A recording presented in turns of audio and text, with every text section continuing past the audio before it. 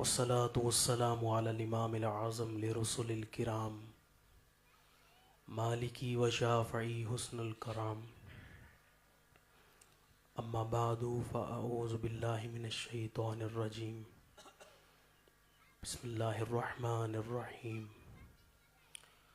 والذين آمنوا أشد حبا لله سبحان اللہ۔ قال الله تعالى ان اللہ وملائکته یصلون علی النبی یا ایہا الذین آمنوا صلوا علیہ وسلموا تسلیما الصلاة والسلام علیک یا رسول اللہ وعلی آلک واصحابک یا حبیب اللہ الصلاة والسلام علیک یا خطیب الانبیاء والمرسلین وعلی آلک واصحابک یا رحمت للعالمین۔ قابل صد احترام علماء کرام، مہمانان ذی وقار، بزرگوں، بھائیوں، اللہ کریم کا شکر ادا کرتا ہوں کہ اس نے مجھے اور آپ کو اس بابرکت محفل میں حاضر ہونے کی توفیق عطا فرمائی ہے۔ اللہ تعالیٰ سے دعا کرتا ہوں کہ ہمارا یہاں آنا قبول فرمائے اور ہمارے دلوں پر جو زنگ لگ گیا ہے اللہ تعالیٰ اپنے رحم سے، اپنے فضل سے، اپنے کرم سے، حضور پاک صلی اللہ علیہ وآلہ وسلم کی عنایت سے اللہ سے دعا ہے کہ وہ زنگ دور ہو جائے، ہمارے دل ستھرے ہو جائیں، آمین، ہماری سوچیں پاک ہو جائیں اور ہمارا اندر صاف ہو جائے، آمین، ہماری نیتوں میں اخلاص آ جائے۔ میں کوئی لمبی چوڑی تقریر نہیں کروں گا، بس اتنی گزارش کروں گا کہ میرے الفاظ کو غور سے سنیے گا اور توجہ کا طالب رہوں گا، اور گزارش کروں گا کہ جو اب آپ بار بار سٹیج کی طرف آتے ہیں یہ تھوڑی دیر کے لیے مہربانی فرمائیں اور اپنی جگہوں پر تشریف رکھتے ہوئے میری معروضات کو سنیں اور اپنے دل میں جگہ دیں۔ اللہ کا شکر ہے کہ اس نے ہمیں نیکوں کے ساتھ اٹھنے بیٹھنے کی توفیق دی ہے۔ رہے سلامت تمہاری نسبت، میرا تو بس آسرا یہی ہے۔ ہمارے پاس تو اور کچھ ہے ہی نہیں سوائے اللہ والوں کے محبت، حضور کے عشق کے، اور ان اولیاء کی محفلوں میں بیٹھ کر حضور کے تذکرے سننے کے علاوہ۔ عمل کی میرے اساس کیا ہے، بجز ندامت کے پاس کیا ہے، رہے سلامت تمہاری نسبت، میرا تو ایک آسرا یہی ہے۔ اور اعلیٰ حضرت کہتے ہیں آس ہے کوئی نہ پاس، ایک تمہاری ہے آس، بس یہی ہے آسرا، تم پہ کروڑوں درود۔ درود پاک کے حوالے سے قبلہ حضرت صاحب، میرے والد محترم، میرے مرشد کریم، رہنما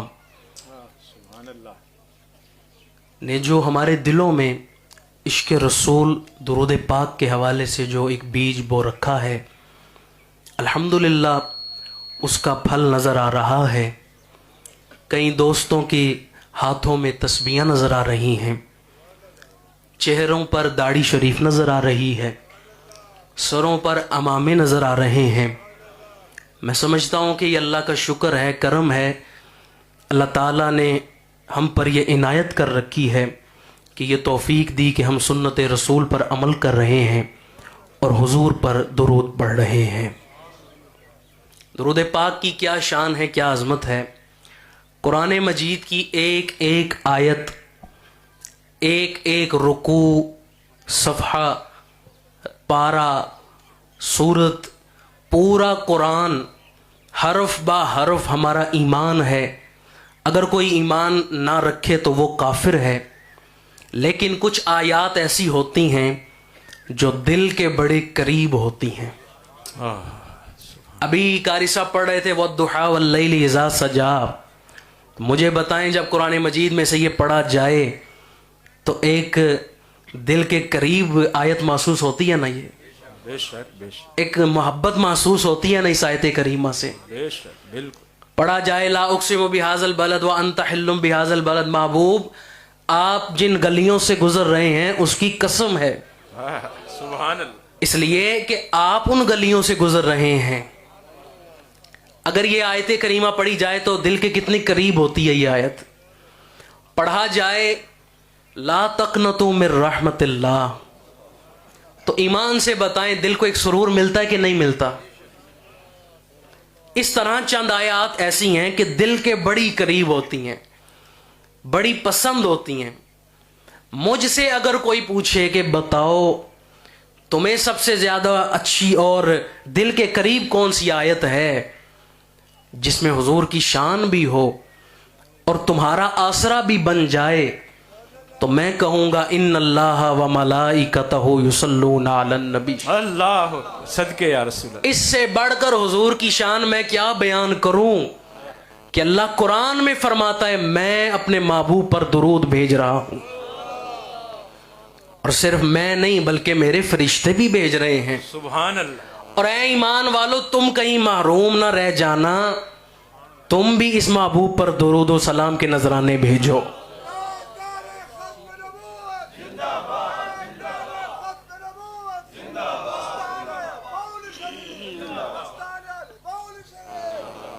ایک نعت شریف کے اشعار ہیں، آپ اگر غور سے سنیں گے تو بڑا لطف حاصل ہوگا۔ شاعر نے لکھا ہے خدا کی بزم جہاں پر ہے یہ عنایت خاص، خدا کی بزم جہاں پر ہے یہ عنایت خاص، کہ دے کے بھیجا گیا آپ کو ہدایت خاص، نبی خاتم و ختم الرسل آپ ہیں بس آپ، نہایتوں میں نہایت ہے یہ نہایت خاص۔ اور ذرا دل کے کانوں سے سنیں، خدا اور اس کے فرشتے درود بھیجتے ہیں، خدا اور اس کے فرشتے درود بھیجتے ہیں، نگاہ شوق میں آیت یہی ہے آیت خاص۔ سبحان اللہ، سبحان نگاہ شوق میں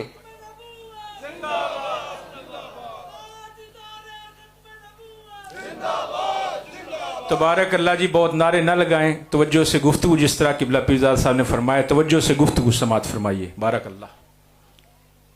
اور روز محشر ہم پہ ہوگی عنایت خاص۔ جو شخص چاہتا ہے کہ دنیا ہو یا آخرت ہو مجھے ہر جگہ کامیابی حاصل ہو، تو وہ درود پاک کا کثرت کرے اور حضور کی بارگاہ میں سلام بھیجے۔ سبحان اللہ، سبحان اللہ تعالیٰ نے فرمایا ان اللہ و ملائکتہ یصلون علی النبی یا ایھا الذین آمنوا صلوا علیہ وسلموا تسلیما، بے شک اللہ اور اس کے فرشتے نبی اکرم صلی اللہ علیہ وآلہ وسلم پر درود و سلام بھیجتے ہیں۔ اے ایمان والو، تم بھی اس محبوب پر کثرت سے درود پاک کے نذرانے بھیجو۔ اب یہاں تین چیزیں بیان کی گئیں۔ سب سے پہلے کہ رب تعالیٰ حضور پر درود بھیجتا ہے، درود نازل فرماتا ہے۔ اب اس کو کئی لوگوں نے اپنے اپنے انداز میں بیان کیا کہ اللہ حضور پر کس طرح درود بھیجتا ہے، لیکن ہم اس کیفیت کو بیان نہیں کر سکتے کہ کس طرح اللہ حضور پر درود نازل فرماتا ہے۔ کچھ کہنے لگے لا شریک بھی اس میں شریک ہوتا ہے، درود آل محمد کی یہ فضیلت ہے کہ لا شریک بھی اس میں شریک ہوتا ہے، لیکن میں کہتا ہوں کہ اللہ کا درود بھیجنا اور ہمارا درود پڑھنا یہ ہماری سمجھ میں نہیں آ سکتا۔ دیکھتے ہم بھی ہیں اور دیکھتا رب کریم بھی ہے۔ ہمارا دیکھنا محدود ہے، اللہ تعالیٰ کا دیکھنا لامحدود ہے۔ ہم آنکھوں سے دیکھتے ہیں اور اللہ تعالیٰ آنکھوں سے پاک ہے، اس کے دیکھنے کی کیفیت ہم بیان نہیں کر سکتے۔ اسی طرح درود ہم بھی پڑھتے ہیں، درود اللہ بھی بھیجتا ہے، ہم اس کی کیفیت کو بیان کر سکتے نہیں ہیں، ہم اس کی کیفیت کو بیان کر سکتے نہیں ہیں۔ اللہ حضور پر درود بھیجتا ہے، اللہ کے فرشتے بھیجتے ہیں۔ یہاں اللہ تعالیٰ نے ملک نہیں فرمایا۔ علماء کہتے ہیں کہ اللہ تعالیٰ نے ایک فرشتہ نہیں کہا، دو فرشتے نہیں کہا، ملائکہ بولا ہے، جمع کثرت کا صیغہ بولا ہے۔ یعنی انسان مسلمان یہ سمجھنے سے قاصر ہیں کہ کتنے فرشتے اللہ کے رسول پر درود پڑھ رہے ہیں. سبحان اللہ سبحان اللہ سبحان. تعداد نہیں بیان کی، بس جمع کثرت کا صیغہ بولا کہ تم نہیں جان سکتے کہ تمہارے محبوب پر کتنے لاکھوں اربوں درود بھیج رہے ہیں. پہلا جز اللہ حضور پر درود بھیجتا ہے، دوسری جز فرشتے حضور پر درود بھیجتے ہیں، اور تیسری چیز ایمان والو تم بھی اس محبوب پر درود و سلام بھیجو، پڑھو. اللہ تعالیٰ کے اس حکم پر ایک دفعہ درود و سلام نہ پڑھ لیں؟ سبحان اللہ. الصلاۃ والسلام علیک یا رسول اللہ وعلی آلک وصحابک یا حبیب اللہ. الصلاۃ والسلام علیک. آپ لوگ سارے ایمان والے بیٹھے ہیں نا، تو سارے مل کے پڑھیں الصلاۃ والسلام علیک یا رسول اللہ وعلی آلک واصحابک یا حبیب اللہ. ایمان والا وہ ہوگا جو حضور پر درود پڑھنے والا ہوگا. ایمان والا درود سے بھی محبت کرے گا، درود والے سے بھی محبت کرے گا. اب میں کہتا ہوں فیصلہ آپ خود لوگ کریں، آپ خود اس چیز کا فیصلہ کریں کون سی جماعت ہے جو حضور سے اور حضور پر درود پڑھنے سے محبت کرتی ہے. جماعت آپ خود دیکھیں کون سی ہے جو درود والے آقا سے اور درود پر حضور پر درود پڑھنے سے محبت کرتی ہے. امام اہل سنت کی ایک وصیت سنا رہا ہوں. اعلیٰ حضرت کا جب انتقال کا وقت قریب آیا، وصال کا وقت، تو اعلیٰ حضرت نے کہا میری جب میت کو اٹھایا جائے، قبر کی طرف لے کے جایا جائے، تو تم میں سے کوئی رونے نہ لگے، رونا نہ بلکہ حضور پر درود و سلام کے نذرانے بھیجنا. اور اعلیٰ حضرت نے اس وقت وصیت فرمائی تھی کہ یہ میری میت کو قبر کی طرف لے کے جاتے ہوئے سلام پڑھنا، یہ درود و سلام پڑھتے ہوئے جانا، کعبے کے بدر الدجا تم پہ کروڑوں درود، طیبہ کے شمس الضحیٰ تم پہ کروڑوں درود، شافع روز جزا تم پہ کروڑوں درود، دافع جملہ بلا تم پہ کروڑوں درود، اور کوئی غیب کیا تم سے نہاں ہو بلا، جب نہ خدا ہی چھپا تم پہ کروڑوں درود، دل کرو ٹھنڈا میرا وہ کفے پا چاند سا، سینے پہ رکھ دو ذرا تم پہ کروڑوں درود، بے ہنر و بے تمیز کس کو ہوئے ہیں عزیز، ایک تمہارے سوا تم پہ کروڑوں درود، کر کے تمہارے گناہ مانگے تمہاری پناہ، اور تم کہو دامن میں آ تم پہ کروڑوں درود، بے ہنر و بے تمیز کس کو ہوئے ہیں عزیز، ایک تمہارے سوا تم پہ کروڑوں درود، ایسوں کو نعمت کھلاؤ دودھ کے شربت پلاؤ، ایسوں پہ ایسی عطا تم پہ کروڑوں درود، المدد اے رہنما تم پہ کروڑوں درود. اور پھر کہتے ہیں کہ جب میری قبر پہ لے چلو تو یہ شعر پڑھنا کہ حضور اب آپ کی زیارت کا وقت قریب آ رہا ہے، تو احمد رضا کو اب آنکھ بھی عطا کیجئے، آنکھ عطا کیجئے، اس میں ضیا دیجئے، جلوہ قریب آ گیا تم پہ کروڑوں درود، اور کام وہ لے لیجئے تم کو جو راضی کرے، ٹھیک ہو نام رضا تم پہ کروڑوں درود. سبحان اللہ سبحان. ٹھیک ہو نام رضا تم پہ کروڑوں درود. اعلیٰ حضرت نے وصیت فرمائی تھی میری میت کو جب اٹھاؤ تو رونے نہ لگنا بلکہ حضور پر درود و سلام کے نذرانے بھیجنا. دنیا کو پتا چلے آج خوشی کا دن ہے، آج احمد رضا حضور سے ملنے کے لیے جا رہا ہے. یہ رونے کا دن نہیں بلکہ محبوب سے ملنے کا دن ہے، خوشی کا دن ہے. ہم بزرگوں کا عرس مناتے ہیں تو اس کی ایک وجہ یہ بھی ہے، عرس کا مطلب خوشی سے ہے، شادی کا مطلب ہے یعنی خوشی، اس لیے کہ اس دن بزرگ اللہ تعالیٰ کی بارگاہ میں حاضر ہوئے، حضور پاک صلی اللہ علیہ وآلہ وسلم کی بارگاہ میں حاضر ہوئے، تو یہ خوشی کا دن ہے. اللہ سے دعا کرتے ہیں کہ اللہ تعالیٰ ہمارا یہاں آنا قبول فرمائے اور ہمیں درود پاک سے محبت عطا فرمائے. یوں تو ایسے ایسے احباب بیٹھے ہیں کہ بندہ دیکھتا ہے تو حیران ہوتا ہے کہ اللہ نے انہیں کیسی توفیق عطا فرمائی ہے. ایک دوست نے کہنے لگے پچھلے سال درود پاک پہ میں نے بیان سنا، ترغیب جو آپ دیتے ہیں وہ سنی، تو ایک سال میں تقریباً 35 لاکھ مرتبہ درود پاک پڑھ چکے ہیں. ایک دوست یہاں بیٹھے انہوں نے مجھے 2-3 دن پہلے بتایا کہ 30 لاکھ مرتبہ درود پاک وہ پڑھ چکے ہیں. اللہ کا شکر ہے کہ ایسی محفلوں میں ہم آتے ہیں جہاں ہمیں درود پاک سے محبت سکھائی جاتی ہے، اللہ اور اس کے رسول کی محبت کے جام پہ لائے جاتے ہیں۔ آئیں نیت کریں انشاءاللہ تعالی ہم بھی درود پاک روزانہ کی ترتیب سے پڑھا کریں گے۔ آپ لوگ نیت کرتے ہیں؟ انشاءاللہ۔ اللہ تعالیٰ مجھے اور آپ کو درود پاک سے محبت عطا فرمائے۔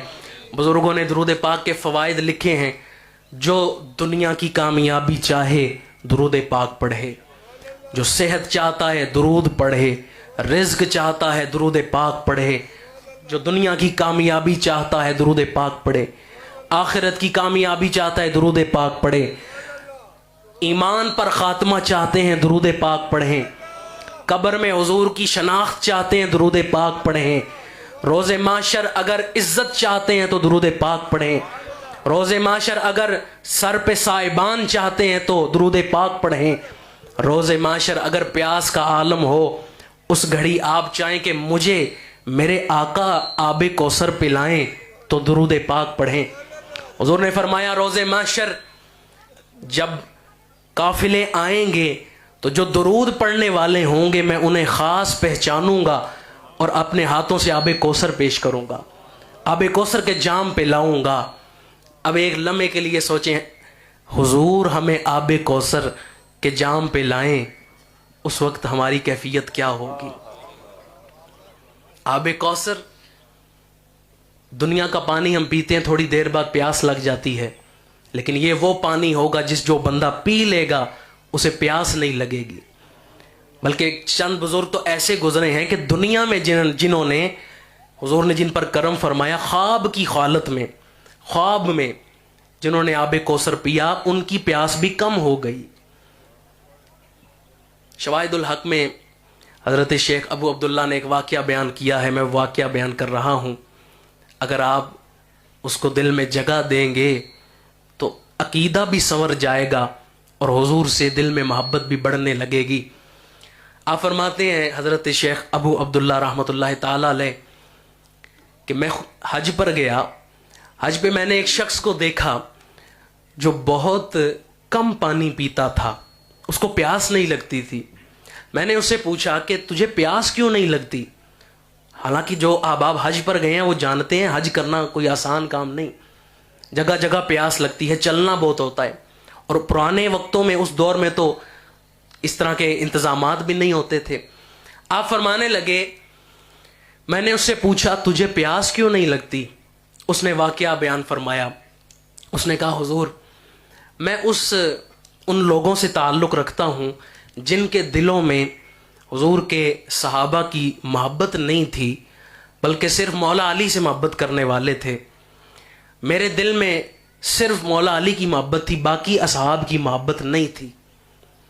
خواب میں ایک دن میں نے دیکھا کہ میدان محشر لگا ہے، پیاس کا عالم ہے، مجھے آب کوثر نظر آیا، میں حوض کوثر کے پاس گیا، ایک رکن پر سیدنا صدیق اکبر کھڑے تھے، سبحان اللہ، ایک کونے پر حضرت فاروق اعظم کھڑے تھے، سبحان اللہ، ایک پر حضرت عثمان غنی کھڑے تھے، سبحان اللہ، اور چوتھے پر مولا علی کھڑے تھے۔ سبحان اللہ۔ وہ کہنے لگا میری محبت مولا علی سے تھی، تو میں مولا علی کے پاس گیا اور میں نے عرض کیا حضور پیاس سے مارا ہوں، آپ کی بارگاہ میں آیا ہوں، پانی پیش کر دیں، پانی پلا دیں، کرم فرما دیں۔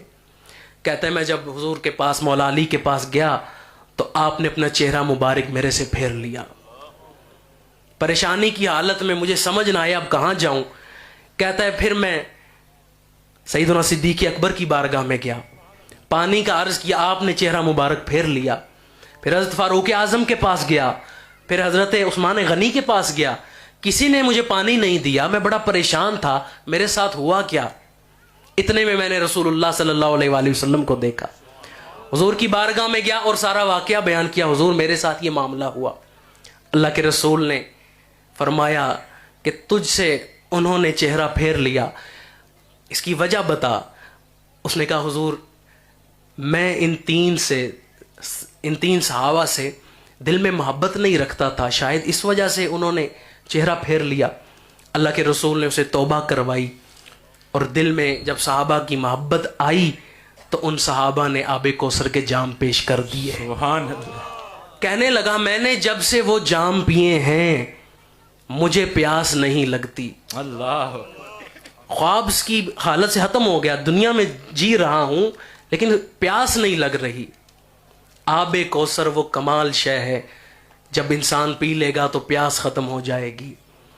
پتہ چلا حضور کی محبت تو ضروری ہے ہی ہے, ایمان والا ہو ہی نہیں سکتا, لیکن حضور کے صحابہ کی محبت بھی ضروری ہے.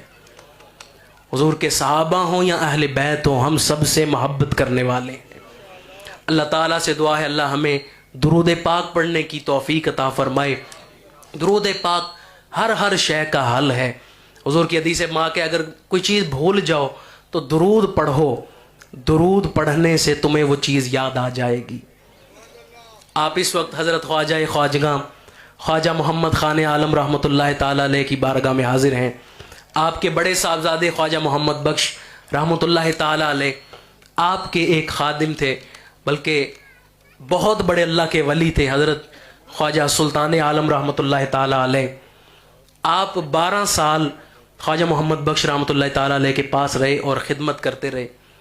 کتابوں میں آتا ہے کہ جب کبھی علماء آپ کے پاس آتے, حضرت خواجہ سلطان عالم رحمۃ اللہ تعالیٰ علیہ کے پاس علماء آپ سے سوال کرتے, آپ فرماتے فلاں کتاب میں دیکھ لو اس کا جواب مل جائے گا.